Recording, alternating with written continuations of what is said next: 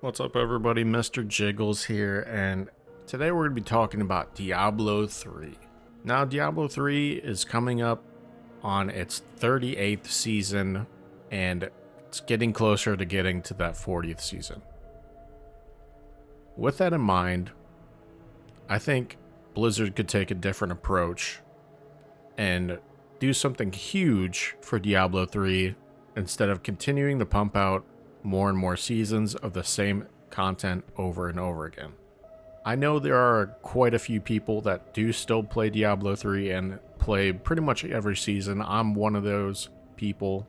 If Diablo 3 were to get a remastered version, there are 5 things that I've identified that I think would make Diablo 3 Resurrected a truly great game and might bring some people over to play that were not initially satisfied by the way Diablo 3 released and Diablo 3's changes over the years, and bring those people back that have been kind of scared away. So the first topic we're going to talk about is itemization. One of the biggest issues of Diablo 3 is the itemization. There is a lot of reliance on set items and legendaries to create these meta builds, and these meta builds are often sought out after to push the game to its end potential, push greater rifts, and get high on the leaderboards. Now we're going to talk about the side items a little bit later, but I think making some adjustments, maybe removing the modifiers that give items so much damage, would open up possibilities to have rare items with affixes that could create more build diversity instead of having one build that masters all. And if you played Diablo 3 since the beginning, in the beginning, there weren't a lot of legendaries that were super beneficial. A lot of these legendaries and set items were added later on that added some build diversity. But in the beginning, a lot of people were using rare items and using the skills and abilities of every character to basically push them into harder and harder content, which was, at that point, mostly boss farming and stuff like that. That brings us to topic 2, better difficulty scaling. One of the biggest issues with Diablo 3 is the difficulty system. There are so many difficulties, scaling all the way up to Torment 16 that you get unlocked at level 70, that most of these aren't even used. I normally start off on the hard difficulty, and hard difficulty isn't that difficult. And most people barely even use expert because it's more beneficial to go either hard or master. And then torment, a lot of these are skipped when you get better and better gear, so that makes them kind of trivial in a way. I think having 20 difficulties is just a little too much. That brings us to topic 3, loot and quality of life systems. Now I think they're adding loot filters to Diablo 2 Resurrected and D4, so I don't really think a loot filter is necessary. There are some potential other things that could be added to the game if you do add a loot filter, like an auto salvage option, or having pets be able to pick up resources off the ground, which is something that doesn't happen in the game. Even with some of the newer added quality of life stuff, you still have to pick up the individual resources that drop, and that's kind of frustrating. But the biggest thing that I could see happening, just reduce the overall loot that drops. You don't have to reduce the loot table or anything, just decrease the amount of loot that drops, and that will make everything that you get a little bit more meaningful, just off of reducing the amount of loot that you get. I don't know if the number is going to be 50% less loot or 75% less loot, but somewhere in there should be enough to get it so you don't have to go to the blacksmith every 5 or 10 levels because you have so much loot in your inventory, and most of it you're not even going to use anyway because it's not an upgrade. So I think reducing the overall loot would be a good option, and having a option for, well, adding the capability for your pet to pick up salvage materials off the ground would be nice. Now that brings us to our next topic: class balance and build diversity.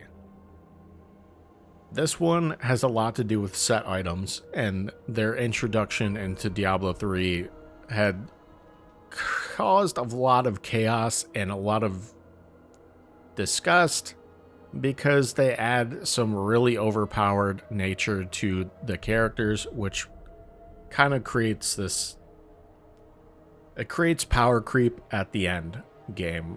So what I would like to do is take those class sets. You don't have to remove them, just remove the damage modifiers from those items and then go from there.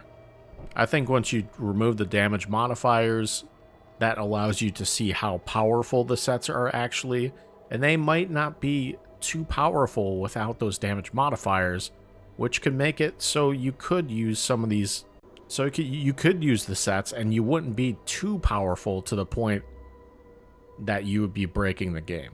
Now this also includes the Legacy of Dreams gem and Legacy of Nightmares. If you remove the damage modifiers from the sets, you have to remove those items from the game or nerf them by a lot. With sets getting nerfed, essentially everybody would just gravitate to utilizing Legacy of Dreams and Legacy of Nightmares, and since the legendaries are still pretty strong, that would make those two sets and the gem extremely overpowered, and it would ruin the point of nerfing the class sets damage modifiers. So if you address the class sets, you'd have to address Legacy of Dreams and Legacy of Nightmares as well. That leads us to our next topic: offline mode and mod support.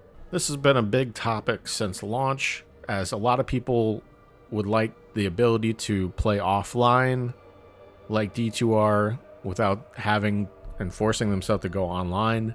I know this capability is available on console, and it creates some rather sticky situations with the modding of items that has been imported into an online setting, which creates some dilemma.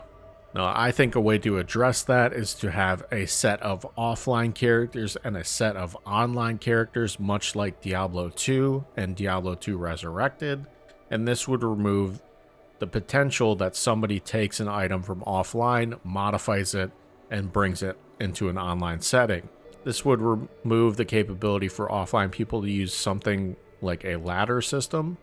So once again, it would be similar to D2, D2R, where offline is its own separate entity and online/ladder is its own separate entity of characters.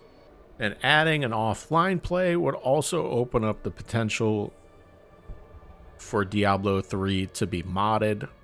And I think this is something interesting. Even though Diablo 3 is just over 10 years old, I think this game has so many different aspects that I'm sure the modding community could get into.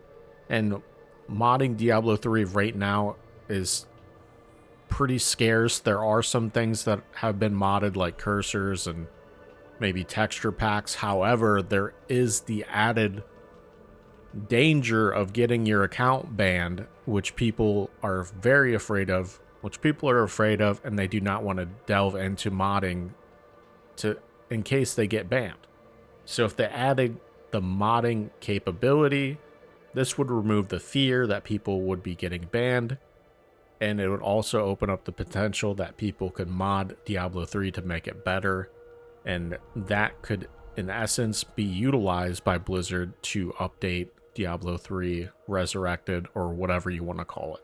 Now, I am on the outside opinion that I don't think Diablo 3 is that bad of a game.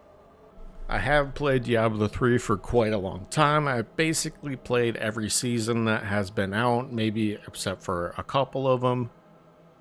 So maybe I'm on the outside kind of looking in, and maybe I'm a little bit disconnected from what people want.